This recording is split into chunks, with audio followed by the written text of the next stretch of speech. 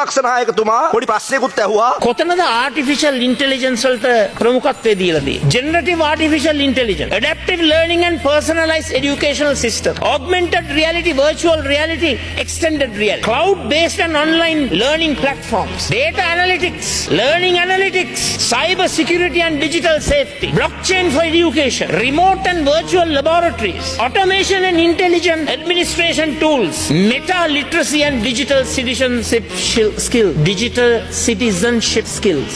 මේ තමයි තොරතුරු හා sannivedana තාක්ෂණය මොඩියුලය. දැන් කොයි ශ්‍රේණියෙන්ද මේ මොඩියුලය පටන් ගන්න? 6 ශ්‍රේණිය. හැබැයි ලෝකයේ පිළිගත් ක්‍රමවේදය මොකද්ද? K to 12, kindergarten to 12. ද ලෝකයේ K to 12 කියන ක්‍රමවේදය තොරතුරු තාක්ෂණ අධ්‍යාපනයට යොදවනකොට මේගොල්ලෝ පාඩමක් ඉගෙනගෙන නැහැ එකෙන්. අඩුම ගානේ තොරතුරු තාක්ෂණය ග්‍රේඩ් 1 එකෙන්වත් පටන් ගන්නෙ නැහැ. 6 වෙනි ශ්‍රේණියෙන් පටන් ගන්න. මෙන්න අඩුපාඩුකම් ප්‍රතිසංස්කරණවල.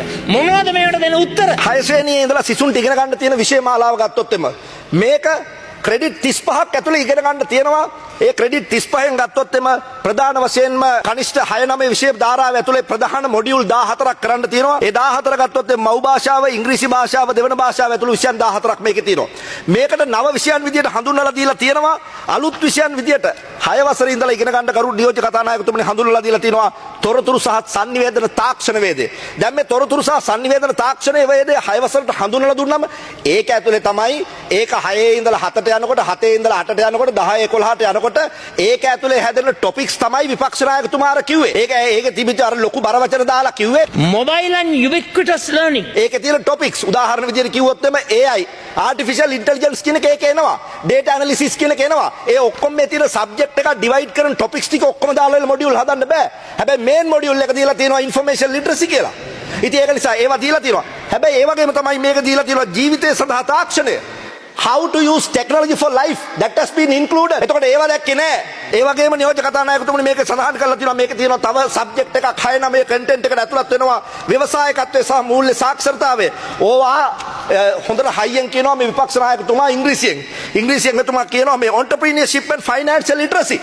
So that has been included. So what is the mistake of doing this subject by the students? So that is the problem that we have. ඒ වගේම තමයි දැන් විපක්ෂ නායකතුමා කියපු අනිත් විෂයන් 6 වසරේ ඉඳලා මෙතෙක් කල් තිබිච්ච නැති ශිෂ්‍යයන්ට තිබිච්ච නැති අයිතීන්, ශිෂ්‍යයන්ට තිබිච්ච නැති පේන්න නැති මානයන්, 21 වෙනි සියවසේ කුසලතාවයන් මේ ඔක්කොම මේක ඇතුළත් කරලා තියෙනවා. මේකේ තියෙනවා essential subjects වලට අමතරව තවදුරටත් ශිෂ්‍යයාගේ කැමැත්ත පරිදි කරන්න පුළුවන් මොඩියුල් තව 3ක් තියෙනවා. ඒ කියන්නේ මේ 14න් 3ක් ශිෂ්‍යයාගේ කැමැත්ත පරිදි ශිෂ්‍යයාට further learning විදිහට ඉගෙන ගන්න පුළුවන්. ඒ විතරක් නෙමෙයි. අර කියපු කාරණාව මොනවද? transversal skills මේක ඇතුළත් කරලා තියෙනවා. transversal skills වල තියෙන subjects එක බලන්න. ඒ subjects බැලුවේ නැහැ. Intellectual discussion is needed but it was not done by the opposition. It was not done. Right? ඊට පස්සේ ගත්තන් පස්සේ මේකේ transversal skills වල තියෙන subjects කීපයක් මම කියලා ඉන්නම්. මේකේ තියෙනවා appreciation of literature, සාහිත්‍ය රස විඳින්න පුළුවන් 6 ඉඳලා දරුවට. ඒ විතරක් නෙවෙයි media studies තියෙනවා, service sector studies තියෙනවා, global studies තියෙනවා. දැන් මේවා එපා කියලානේ කියන්නේ. මේවා එපා කියලා තමයි තැන් වල කුඩා කුප්පි හදලා කුඩා කට්ටි හදලා කට්ටිය කැම්පේන් කරේ මේවා එපා කියලා. ඒක නිසා බරපතල ආපදාවකින් රට පීඩා විදිද්දී විපක්ෂයේ කරපු කාර්යභාරය ගැන අපිට විදුහල්පතිවරයෙක් සහ ගුරුවරයෙක් විදියට මට බරපතල කනගාටුවක් තියෙනවා.